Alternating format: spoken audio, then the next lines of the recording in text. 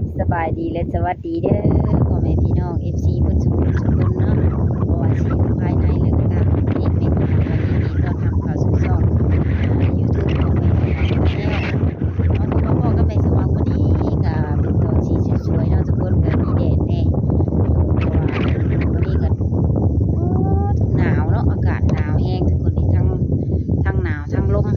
เนาะแม่สว่างก็ได้มาเปิดคลิปอยู่แดดเพราะว่าฮอตโอ้แม่นเพราะว่าหนาว อยู่โฮมมันหนาวเนาะก็เลยมาเปิดคลิปอยู่กลางแจ้งให้ FC ได้เบิ่งได้ชมก่อนเนาะวันนี้ก็ที่ว่ามีโอกาสที่จะมาถ่ายคลิปสาวสวยเปิดจัดให้ FC ได้เบิ่งได้ชมเนาะโดยสบายดี สบายดี โดยวันนี้ก็มาหาสามีนาย จังไดอยู่ดีมีแห้งเนาะ โดย วันนี้ก็หนาว เป็นเพลงโอเคเท่าไหร่ วันนี้ก็มาถ่ายสามีนาอีกครั้งทุกคนเลยเป็นยังไงหลังจากเปิดใจไปแล้ว ก็มีไทยหูแบบคืออันนั้นเปิดประสบการณ์ใหม่เลยนะเปิดใจนะมีแบบหลายคนมากมากหลายคนก็หลายเป็นแต่ไปแล้วมันยังคบอยู่เดี๋ยวหรือว่าเงียบไปแล้วไม่ได้ขบไปแล้วตอนนี้อันนี้เขาก็เลยเปิดใจใหม่คือวันนี้ในแมนสิมาเปิดใจใหม่อีกรอบสองเนาะที่ผ่านมานี่ให้เพิ่นบอกหรือว่าเพิ่นให้เขาจังยากันจังหายกันเลยเมื่อมันว่าให้กันแบบยังเราก็เครียดขนาดก็เลยลงแบบพอเข้าใจกันเขาก็เลยบอกว่าบอกเราตามตรงว่าคันเราเป็นแล้วนี่ฮะนะเปิดใจใหม่เด้อเขาก็บอกเราสิเราก็โอเคก็เลยแบบว่าเปิดใจใหม่เลยคือแบบแต่เราเอาแต่ใจตัวเองบอกหรือว่าเราแบบบดีช่วยเราอย่างประมาณนี้แหละไม่อยากว่าพัดเป็นจะเข้าร้ายนั่นเลยบอกได้คำเดียวแต่ว่าเข้ากันบ่ได้ประมาณนี้แล้วออกมาเปิดใจมื้อนี้นี่มีสเปคแบบได้บ้างก็คือเก่าค่ะเลยเขาอยากได้คนที่แบบอายุร้ายแล้วก็แบบ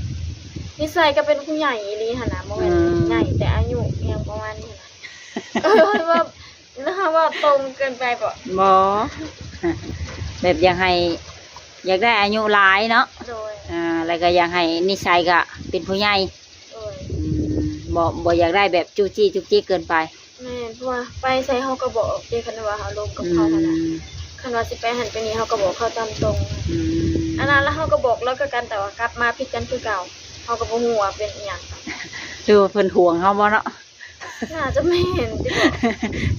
เจ้างามหลายแล้วเพิ่นบ่อยากให้เจ้าไปหันไปนี่อย่างคนอื่นเห็นนำประมาณนี้บ่ก็บ่ได้งามขนาดนั้น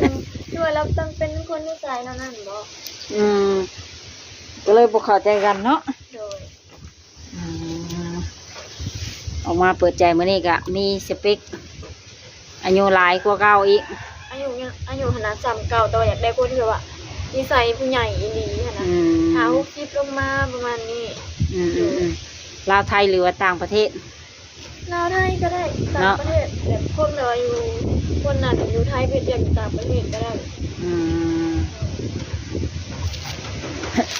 พร้อมไปอยู่บ้านเพิ่นคือเก่าโดยคันร่วมกันเลยแบบว่านิสัยเขากันเลยค่ะเจ้าเปิดใจมานี่ฮอดละบ่เดือนกลัวเนาะโดย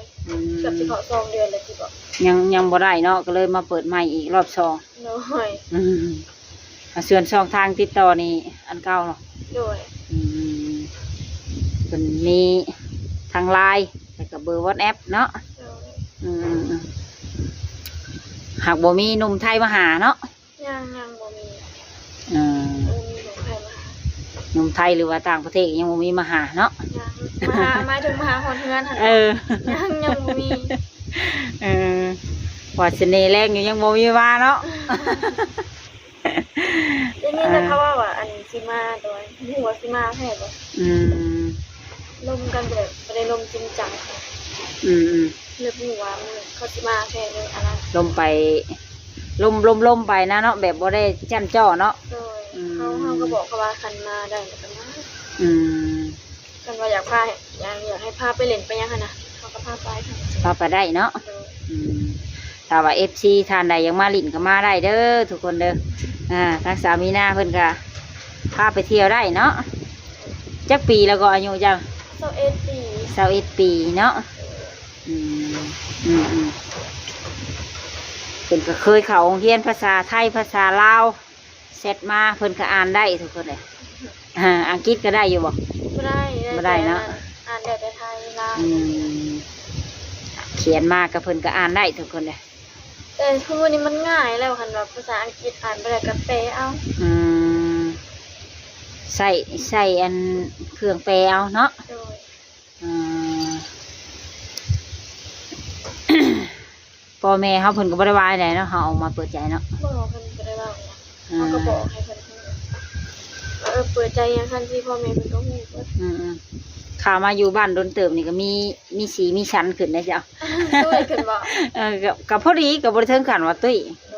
โดย ตอนนั้นอยากสีโหบเลยตอนนั้น อ๋อให้ก็เว้าอยู่ เออ กลับมาอยู่บ้านแล้วคือว่าอัน แบบมีน้ำมีนวล แม่ ในพักผ่อนปกติเนาะ แม่แต่ก็บ่ค่อยอันนั้นดอกมากับจนว่าผู้หนึ่งเป็นจนผู้หนึ่งเป็นแม่เขาก็บ่สบาย เออ มาได้อันบ่ทันฮอดเดือนสำโพเขาก็ล้มจนว่าปาดไปเลยแถวนี้นะ เคยยิบหลายเข็มเติบบ่ แม่นแล้วเขาห้องหมออีกเพิ่นตั้งแสดงมื้อ อยู่ตัว แม่เขาก็มาเป็นต่ออีกอันนี้นะ อื เศร้าม มีแต่คนเป็นนะคะ ก็ต่างมาพักใจแบบต่างมาพักกายแบบมีแต่คนเจ็บเป็นเนาะ แม่แล้วเพิ่นเฒ่าแล้ว อ่า เป็นอีหยังหน่อยหนึงก็เจ็บแฮงล้มหน่อยหนึงก็เจ็บแฮง ครึ่งบ่อยากแพ้ปานใดเลยส่วนหลายคนเฒ่าไม่ได้อยากล้ม แม่นโดยเฉพาะพ่อเฮาแล้วย่างอยู่ซื่อๆแล้วก็ล้มก็คือ มันล้มแล้วล้มตลอดแล้วค่ะมีแต่เทื่อนั่นแหละเจ็บแฮงนะแต่เพิ่นไปล้มอยู่สิใดดอกมาเลือดเต็มอยู่ซอยก็จนพากัน คนเฒ่าล้มเนาะไปห้องหมอเย็บบ่เลย แม่ยิบ อ่า ตั้งแต่เข็มเขาก็จึงบ่ได้ อืม แต่ว่าแถวนี้เพิ่นถนัดเจ็บเบิด จักถึกหยังเนาะ เขาเบิ่งนี้เนาะไปล้มถ่าได้ขวดเจ็บเบิดเพิ่นอันนี้พัดปาดข้างหน้าพัดปาด เดี๋ยวล่มมาลีนะครึ่งบ่ได้ปวดไปตัวตีบแล้ว เมาบ่ตะคามมื้อนะหันเบิ่งช่องขึ้นบ่ได้เมาได้ถ้าว่าเมาบ่จังลบบ่ กลางเว้นบ่เรืองคืน กลางคืนไป โอ้ ลงจักหยังออกไปสิได้ อืม เฮาเพิ่นนอนอยู่เฮือนเอื้อยเฮาได้เฮาบ่ได้อยู่เฮือนหลัง อ่า ตื่นเช้ามาจะหัวเพิ่นล้ม เฮ้ยแบบว่าบอลไปเฮ็ดงานบัดกลางคืนเล่นกลางคืนบ่ได้นอนกลางเว้นนอนเนาะก็เจ้าสิโวบเนาะ มันนอนกลางเว้นเฮานอนบ่เต็มอิ่มอยู่แล้วเด้ มาบ้านได้พักผ่อนปีใหม่กินนี่ไปเข้าดาวอีใช่ อยู่เฮือนนี่แหละ อยู่เฮือน กินนำกันละ3-4ไอ้น้อง อืม ก็เลยไปทำใหญ่เลย บ่ได้ไปเที่ยวแบบเข้าดาวข้างนอกข้างแนกเนาะ บ่ได้พาไปอันกันอยากไปอยากไปวัดทุกคนเป็นพาลูกน้อยนี่ไปเนาะก็มันเบิดเงินหลาย แม่น เงิ แล้ว นเท่านี่แหละสบายมันจังม่วน เมื่อยแล้วก็นอนเนาะ แม่ บอนเที่ยวก็หลายอยู่เนาะมันก็ลมแห้งหนาวแห้ง แม่ไปก็อยากไปมันนี่อันนั้น อีกอย่างก็ยังบ่มีคนของใจเนาะไปใช้ก็บ่ม่วนวะ แม่นเข้าน้ำเว้ยน้ำนองนี่แหละมันยังบ่มีผู้บ่าวไปเข้านำเด้ FC ก็ขาดช่วงข่าวดาวเนาะน่าสิมาเที่ยวแล้วก็ข่าวดาวน้ำกัน บางคนก็อันเขาแล้วเลยสิมายังใจดีนะก็ยังบ่เห็นผู้ใดมาจักคนนะ เขาก็เลยผู้อยากขาดร้านผู้ใดมาแล้วก็มา มาก็มาบ่มาอะไรก็แล้วนะเนาะ แม่น แบบคาดหวังไปบัดทอดมือโมบ่มาบัดคึดอีกเนาะ แม่แบบจักเจออะไรจักเขาสิมาแท้เลยบอกค่ะนะเขาก็บ่อยากอันจริงจังอย่างไรเพิ่นบ่มาจนไหนสิเสียใจอีก เป็นอะไรแบบคือเฮาคือหมักคนอายุรุ่นใหญ่เพิ่นมีนิสัยไปได้เฮาจังหมักคนรุ่นใหญ่ เขาคิดว่าคนอายุหลายนะนิสัยเขาสิแบบผู้ใหญ่นั่นนะตั้งแต่เขาเปิดใจมาบ่เนาะบ่ได้เจอผู้หนึ่งว่าทางเจ้านี่แหละแล้วนิสัยผู้ใหญ่นิสัยผู้ใหญ่ทุกอย่างแต่เขาบ่ฮู้ว่าเป็นหยังมีดีๆแล้วหายไปแต่ว่ายังบ่ได้บอกหรือยังกันดอกแต่อย่าเขาเรียกว่าจังแล้วเราคือสิบ่อยากลมเขาต่อยังประมาณนี้แหละมีคนแบบอายุใหญ่แล้วก็นิสัยผู้ใหญ่ทำมาแต่ละวาสนาเขาผู้สมเขาบ่จักเขาจะหายไป แบบเพิ่นก็บ่ได้บอกได้ลาเลยเนาะ แบบเพิ่นบ่ได้เว้าอีหยังอยู่ดีๆเพิ่นก็หายไปหั่นน่ะแต่ย อย่าแล้วเฮาเพิ่นคือสิอยากลงเฮาต่อ จังหวะจะบางทีก็โทรศัพท์เพิ่นตายเพิ่นยังบ่เนาะหรือว่านี่แหละ จากเด็กเฮาก็บ่เห็น หรือว่าลอยเมียมาคุยแล้วเมียพ่อบ่ ถามจะบ่แม่นเนาะเพราะว่าเฮาเบิ่งเราเว้าหั่นนะ อ่า เราก็บอกเฮาว่าทุกสิ่งทุก แบ อบ ย่างไง เปิดเผยเบิดเนาะ อืมเฮาคิดว่าแล้วน่าสิอยากลงเฮาต่อจะ แต่บัดหายไปจุดปุดเลย เห็น อืมเพิ่นก็น่าสิมีเหตุผลของเพิ่นน่ะเนาะ ใจก็ย่าเนี่ยมันหายไปแล้วก็บ่เป็นหยังแต่ว่าเฮามักนิสัยเราได้นิสัยเราผู้ใหญ่ อืม คุยกันเลยเราบ่ทุกที่คือที่หั่นน่ะ อืม เราไปเว้าอย่างหลายเราดูมาเราเสร็จมาเราก็มีหยังสิบอกเราก็บอกเขาเป็นเบิด อืม เขาก็พูดว่าเราเว้าตัวหรือว่าแท้แต่เบิ่งเราเว้าหั่นน่ะคือแบบคือความจริงนี่แหละเขาไม่คิดว่าเราคือตัวเว้าอันนั้นหรอกคือมันก็คือตัว แบบเราเว้าออกมาแล้วแม่นเจ้าเชื่อนะเนาะ แม่นเพราะว่าเราแบบม่านเราคือผู้ใหญ่หั่นน่ะ แบบว่าคำเว้าคำจาเพิ่นแบบน่าเชื่อถือประมาณนี้ แม่ อืมเจ้าก็มักเพิ่นอยู่บ่เลย เขาก็ยังว่าตอนลมตอนไหนเขาแบบก็เริ่มรู้สึกดีว่ะ แต่บ่ถึงขั้นว่ามักแท้ขนาดเพราะว่าเฮาก็ลมกัน เริ่มรู้สึกดีนะเนาะ แม่น อืม เพราะว่านิสัยเราขนาดตรงกับแบบเขาหมักทุกอย่างเลย อืม เขาก็เลยลมกับเรารู้สึกแบบโอเคกับคนอื่นขนาด อืม แต่อยู่ดีๆเราก็หายไปแบบบ่มีเหตุผลเลยเนาะบ่ได้บอกจักคำเลย โดยไม่ได้บอกว่าเป็นอย่างมันก็หายไปอยังน้อยๆให้เราเสร็จมาบอกกับเราว่าเป็นยังเราคือหายไปเขาเห็นอีหยังผิดบ่เขาอยากฮู้หั่นน่ะ อืม เขาบ่ได้ผิดบ่ได้เถียงหยังกันได้ อยากรู้เหตุผลประมาณนี้เจ้า แม่ ทางเจ้าน่ะ จนครูมือนี้เขายังคิดอยู่ว่าเห็นอีหยังผิดเนาะเป็นหยังก็คือหายไป งงกับตัวเองอยู่ว่ะ แม่ อืม ยังไม่น้อยให้เราเสร็จมาเว่าก่อนว่าปล่อยบ่ถือใจอีหยังเจ้าอันนั้นอันนี้ค่ะนะเขาสิได้ฮู้ค่ะนะ อืม แต่ก็อย่าเลย ต่างว่าเรานั่งเบิ่งคลิปอยู่ตอนนี้เจ้าอยากถามหยังอยากบอกหยังกับเรา เขายังฮู้ว่าเขาเห็นอีหยังผิดเราคือหายไป อ๋อ เขายังฮู้อันนี้แหละแบบคาใจแฮงอีหลีได้ ฟังไว้เด้ออ้ายเพิ่นเด้อ ตั้งแต่โดนๆแล้วเขายังคิดว่าเห็นอีหยังผิดเนาะเราคือหายไป เอา เขาแค่อยากฮู้ค่ะน่ะ ถ้าว่าเห็นคลิปนี้แล้วก็เสร็จมาบอกแน่เนาะ แม่ เสร็จมาบอก กันมาลมกันต่อก็ได้จะอยากฮู้ว่าอัน อยากรู้เหตุผลเนาะ แม่ยังหัวเห็ดยังผิดคือหายไป ข่อยเครียดเจ้าจะไปหันข่อยเครียดเจ้าจะไปนี้สิก็บอกเนาะ แม่น อาจจะเจ้าจังจะได้ฮู้เนาะ แม่นอันนี้บ่ได้ผิดบ่ได้หยังกันได้ อืม แต่อยู่ดีเราก็เงียบไปเลยเขาเสร็จหาเราก็บ่ตอบเขาผัดว่าเป็นคนแบบบ่จุกจิกจุกจี้คันเขาบ่ตอบแล้วเขาก็บ่เสร็จไปอีกได้ เป็นคนนั่นนี่เขาอายตัวเองแบบเสร็จไปทางนี้แล้วเขาบ่ตอบเนาะแสดงว่าเขาอยากเว้านำแล้ว อืม ก็เลยอย่าเงียบเลย สมมุติคันมีผัวนี่ก็เช่นสิบ่มักโทรนำปานใดหรอกเนาะ ยังบ่ฮู้เด้อฟิวพวนจะฟิวผู้บ่าวผู้สาวนี่คันว่าเขาบ่นั่น คันเขาบ่ตอบกลับแล้วแม่นยาสิ เสร็จเธอเดียวเท่านั้นเขาบ่ตอบกลับแล้วเขาก็หย่าเลย อืมสามีนาเพิ่นสิประมาณนี้ทุกคน เขาก็น่าสิคิดว่าโมเมนต์เขาคิดว่าเราหนามีผู้สาวใหม่เนาะเราไปเห็นคลิปคนอื่นเลยแล้วลงคนอื่นบ่อยประมาณนี้ อ่า นี่ก็ ปล่อย ก็ได้ ปล่อยให้สามีนางงๆอยู่เป็นไก่ตาแตกอยู่เนาะ เขาเลยคิดอยู่ตั้งแต่โดนๆเลยได้เริ่มร่มกันในประมาณเขาบ่พอบ่สองฉิดเนี่ย อืม ร่มกันเลยอยู่ดีๆเราหายไปเลย คัน แต่ คันร่วมกัน2ทิศก็ยังรู้สึกดีหลายเติบเนาะ แม่นที่เขาเคยเว้าในคลิปเจ้าแหละพวกนั้น อืม อันนั้นแล้วเสร็จมาเธอสุดท้ายแล้วยังไม่ได้ปิดใจบ่เราถามมันสุดท้ายเขาว่าถ้าเจ้าให้เขาปิดใจเขาก็ชีวิตเขาถามบอกเราสิ อืม เขาอยากว่ารายละเอียดเป็นไรกันนี่แต่อยู่ดีเราก็เงียบไปเลยเรายังงงถ้าเราได้ยินคลิปนี้เราหนาที่หัวเหม็นเรา เราก็ยังบ่ได้บล็อกข่อยแล้วเราก็โซอันแน่นลิ้นอยู่ เขาก็เห็นอันนั้นคันบล็อกอยู่ในไลน์เห็นมันสิบ่เห็นอย่างเลยมันสิทูบ่ได้แสบบ่ได้อันนี้มันยังเห็นการทูกันยังได้อยู่เรายังไม่ได้บอกเขา เรายังอยู่นะเนาะอยู่แบบจอบๆเจ้าเนาะ ก็บ่ฮู้ก็บ่ฮู้หันแล้วเป็นอย่าง มียังบ่ถึกใจบ่ นั่ เนาะ นแหละทันว่าเห็นคลิปนี้นะเสร็จบอกให้ได้ว่าเขาเห็นอิหยังผิด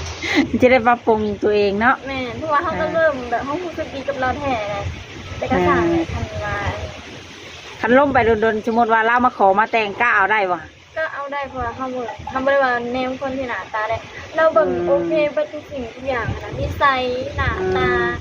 แบบผู้ใหญ่ว่าแบบคือผู้ใหญ่ว่าทุกสิ่งทุกอย่าง ว่าขออนุญาตเพิ่นหัวล้านหัวหยังก็บ่ได้ติเนาะ ก็ เอา เราไปหันรวมกันทำบินนอนเราไปใส่เราโทรหาเฮาได้แล้วบอกว่าขออยู่หันอยู่นี่เด้อแบบเขาหมักนิสัยเราแฮง คักเนาะ แม่นเพราะว่าเรานิสัยคือเฮาไปหันไปนี่เฮาก็บอกหันก็เป็นแบบเราหั่นแหละขนาดเราออกไปนอกเรายังโทรหาเฮา เออ แล้วก็บอกว่าอยู่หันอยู่นี่เด้อเขาหมักนิสัยเราตัวนี้แหละแต่ก็อย่างแล้วนะที่นี่คือเช้าใหม่เลยคือว่าแค่อยากฮู้ซื่อๆว่าเป็นอีหยังคือว่า คือว่าอันนี้อยากใส่เฮาหั่น พอจะได้หายงงนะเนาะ แม่นคือมื้อนี้เฮายังคิดอยู่คิดลำไปลำมาอยู่ ถามตัวเองนะเนาะตั้งคำถามตัวเอง แม่น วันนี้เปิดใจรอบนี้ก็ถามว่าเพิ่นกลับมาคุยก็คุยอยู่เนาะถ้าว่าผู้ใหม่เข้ามาก็คุย แม่น คุยเบิ่งซะก่อนคือเจ้าตอนนี้นี่พร้อมสิสร้างครอบครัวจริงแท้บ่ พร้อมเพราะว่านั่นเฮาก็ลมกับไผเฮาก็ลมจริงจังเฮาฮู้โซหันลมไผเฮาก็ลมจริงจังเป็นอีหยังคือแบบ บ่เลยไปเร็วแบบบ่ แม่น อืม เป็นหยังคือแบบอยู่ดีแบบบางคนก็หายไปแบบลาวมีหลายอะไรใดบ่แม่นมีแต่ลาวผู้เดียวใดคือแบบอันช่องนางบุญเปลี่ยนก็มีผู้หนึงแล้วก็ลมกันว่าอย่างวะบางสิเขาดาวนี่นะแล้วก็หายไปอีกอันนั้นก็ได้โอ้อีหยังเขาก็งงคือวันนี้นะ ช่างเป็น คือว่า เนาะ เขาก็ตั้งใจลมเขาอยู่นะแล้วคือ มันแนวมีแนวให้หลีกบ่เนาะ จากเลยซูเหมือนขู่เขาบ่ก็เลยหาย ไปก็ได้เนาะมาช่วยน้องมีนาเพิ่นลงแต่คานทองสักทีเถอะ อยู่ไปโดนเฮาก็อายุหลายขึ้นแล้วก็เฒ่าไปนํเนาะ แม่ เฮาสร้างครอบครัวไปแต่ตอนนี้ก็พอดีพองาม หมู่อันหมู่รุ่นเดียวกันแล้วก็จะได้ลูกได้ผัวกันยังแต่เฮานี่คือบ่ แบบในกลางบ้านนี่เฮาสิไปลิ้นก็มีแต่หมู่สร้างครอบครัวบ่แหละเนาะก็เลยอยู่แต่เฮือน จะอุ้มลูกอุ้มเต้าเลยก็บ่กล้าไปเล่นนำเขาเลยเนาะเฮา อายแล้วเนาะ เฮาจังเป็นสาวเป็นอีหยังอยู่ ไปเรื่อยบ่ค่ะสิว่ามักผัวมักเพียเขาอีกเด้ แม่ เนาะมันบ่ เคย คือ เจอแล้วเธอหนึ่งแบบหมู่เฮามันมีผัวอะไรไปเล่นนำกันนั้นเล่นนำกันดูๆแบบเขาแบบพวกเขาหมักเฮาบัดนี้น่ะจนผิดกันจนเท่ากูมื้อนี้เฮาก็เลยลาบเลยทุกมื้อนี้เฮาบ่ได้ไปเล่นนำไผได้อยู่แต่นำร้านเฮาแล้วก็เอื้อยเฮา อยู่กับครอบครัวเฮา แม่ก็ได้ปล่อยไปไสแต่ละมื้อก็อยู่นำกัน3-4ไอ้น้องบ่ได้ไปเล่นนำไผ สงบดีเนาะ ผิดกันก็ผิดกันเตือนน้องเฮาแล้วก็มันก็ดีกันเก่าแม่นบ่ ต่อผิดกับหมู่เนี่ยโอ้เจ็บหัวเบาเสียดเบาดีกันเจ็บหัวเศร้า ข้านเฉาะสมองเนาะจนว่าสิเฮาไปแย่งแน่นี่ทั้งทีเฮาไปลิ้นนั่นแหละ ผู้มือนี้คันวาอันหมู่เฮาแต่ละคนใครเอาผัวแล้วเฮาบ่เล่นนำได้บางคนก็เว้าซะเฮาว่าอิจฉากูบ่กูได้ผัวตัวเองบ่ได้แล้วบ่เล่นนำกูโอ้ยเนาะจักแม่นอีหยังเนาะคนเฮาได้ก็ความคิด จักเอาหยังคิดบ่ นั่นแหละเฮาก็เงิดคนใกล้เฮือนนี่แหละเพิ่นนั่นเพิ่นเอาผัวแล้วเขาก็ไม่ได้เล่นน้ำแบบเขามีเขาสั่งครอบสั่งครัวเลยนะแล้วเขาก็ไม่ได้ขออยู่บ้านเขาก็ไปเห็นที่อยากแล้วได้ยินนั่นไปว่าน้ำมูเขาอีกผู้หนึ่งว่าเขานางอิจฉาเพิ่นน่ะได้ผัวเพิ่นน่ะตัวเองก็ได้แล้วบ่เล่นน้ำมูจนเขาอดหัวอยู่เขาแน่นเขาเห็นหนามันกูวันนี้เขายังจับหัวอยู่แล้วก็ไม่ได้ปากกันเลยได้ที่มันสร้างคึดเนาะคนนี่กันเนาะหลายคนหลายคึดเนาะคือว่านั่นแหละ โอ้ยหมูได้ผัวไปสิไปอิจฉาเนาะก็แห่งดีใจน้ำเนี่ยเนาะแม่บุญไปบุญมันเนี่ยได้ผัวก็เหมือนว่าสิได้ดีทุกคนเนาะทุกมือเลยนะได้ผัวดีก็ดีไปเนาะคันได้ผัวบ่ดีนี่ก็ห่วยซ้ำได้พี่จังมาเฮือนหมดเลย นี่แหละเขาจังแบบว่าอยากเลือกเบิ่งดีๆก่อนบ่แม่นว่าตัวเองเห็นงามเลือกได้แต่ว่าเสียนอยู่นํกันมันก็ต้องเบิ่งกันไปดีๆเฮาบ่อยากเสียใจเนาะแม่นเฮาอีกอย่างนึงเฮาบ่อยากเป็นแม่ห้างนางหมายนะคือเลือกแล้วก็อยากเลือกเลยสำหรับเจ้าเนาะแม่นเฮาก็ฮู้ว่ามันนั่นเป็นไปยากว่าคันเขาบ่แม่นครูเฮาก็ได้เลิศได้ลาแต่ว่าเฮาก็อยากแบบว่าอยู่นํกันแล้วสบายใจคือมีผู้หนึ่งผิดกันอยู่ทุกมื้อผู้นั้นน่ะเขาก็พยายามยื้อกับเราไว้ตั้งบ่อยากเลิกกันหั่นน่ะคันเราเครียดเฮาก็ง้อเราแบบจนมันยื้อบ่ไหวเนี่ยหั่นน่ะเฮาคิดว่าสิเอากันไปได้บ่จนมันฮอดจุดอิ่มตัวนะเนาะแม่นขนาดว่าลมกับเราโดนได้อายนั่นน่ะพอเปิดใจมานี่ก็สิฮอดที่เนาะ2เดือนประมาณนั้นแหละจะเข้าแล้วเข้าว่าก็เลิกกับเรานี่แหละประมาณเลย2-3 ขีดที่บอก2 ขีดพีดกันอยู่ทุกมือเขาคิดโอ๊ยจะเอากันไปได้ยังไงดิคันเอากันเป็นตัวเป็นเมียโปขากันปะนี่ขันยังไม่ได้เอากันได้เนาะแม่พีดกันแบบไม่อยากเรื่องอะไรหน่อยๆค่ะนะเขาละอู้เป็นตาเอามาเป็นผัวอยู่เพราะแต่ว่าเราหัน แนวอื่นทันดีเพื่อทุกอย่างแต่เสียอย่างเดียวเราหมักผิดกันหั่นน่ะแล้วมันเป็นน้ำเฮาเนาะเฮาก็บ่เข้าใจแต่ว่าเฮาหันเวลาไปหันไปนี่เฮาบอกเราจะดีได้ อืม แต่ก็ยังผิดกันคือเก่า บ่แม่นว่าผิดกันเรื่องเงินเรื่องคำกันเนาะ บ่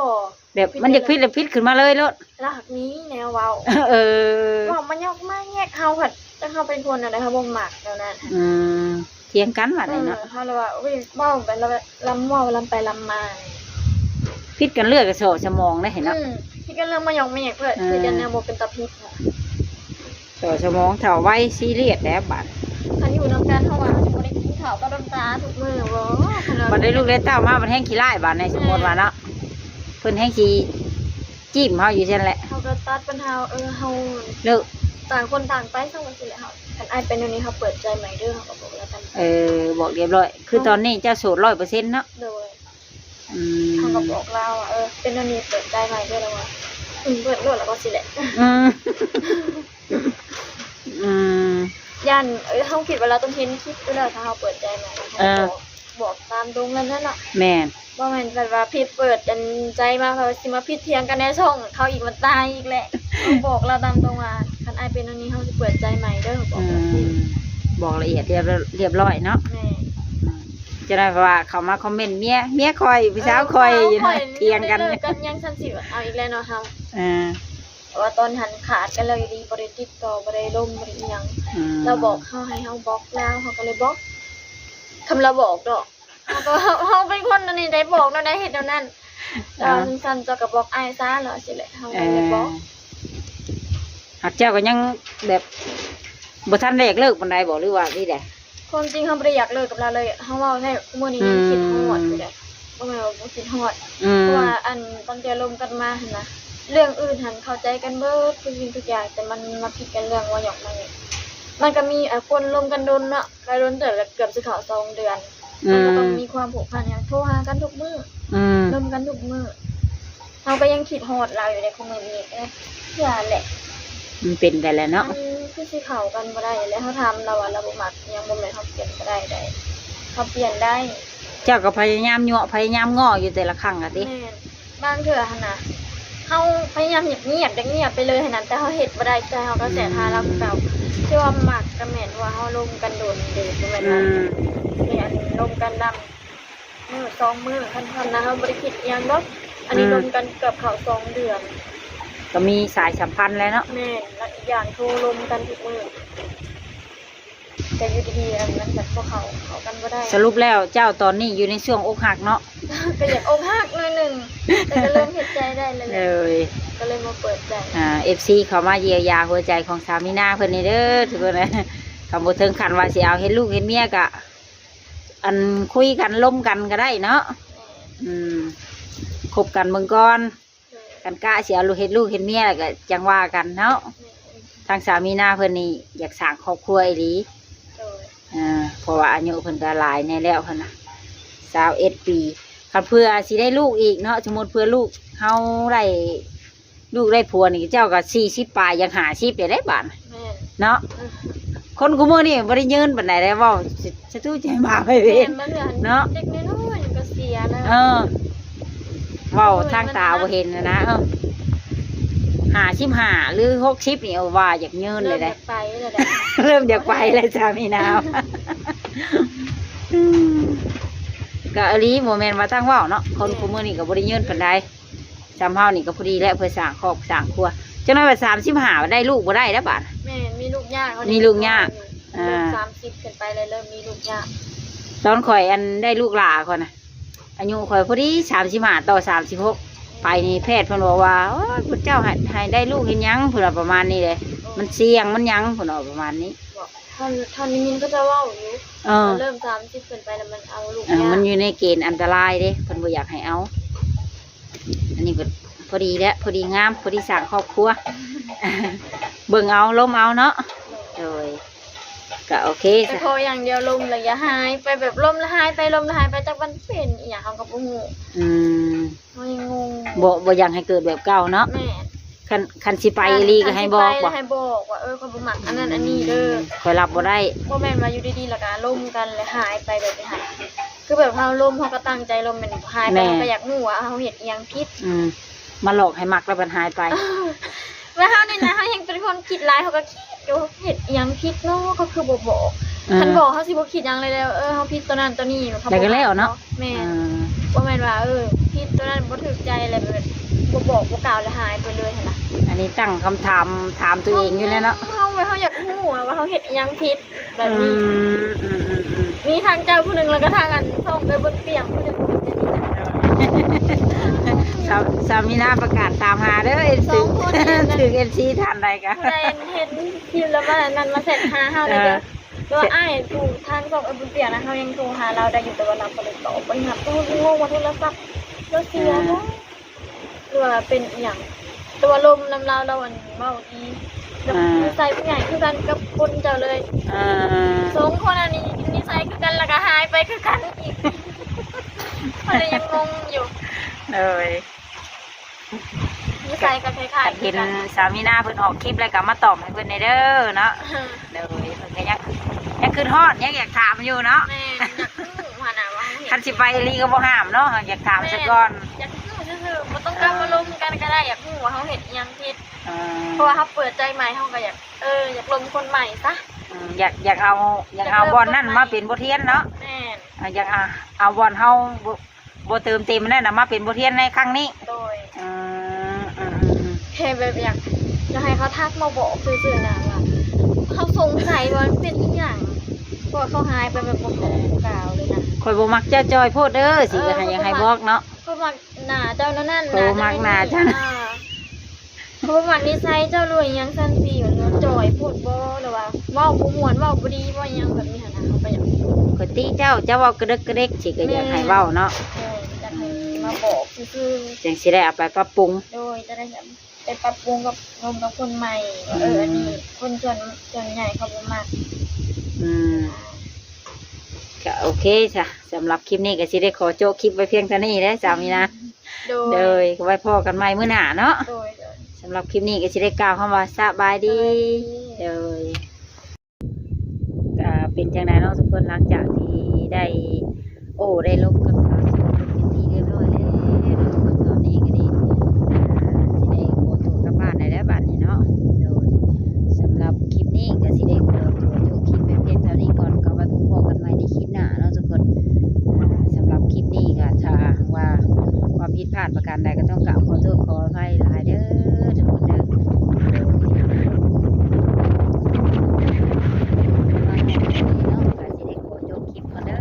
ทุกคนเด้อก็ไว้พบกันใหม่ในคลิปหน้าเนาะ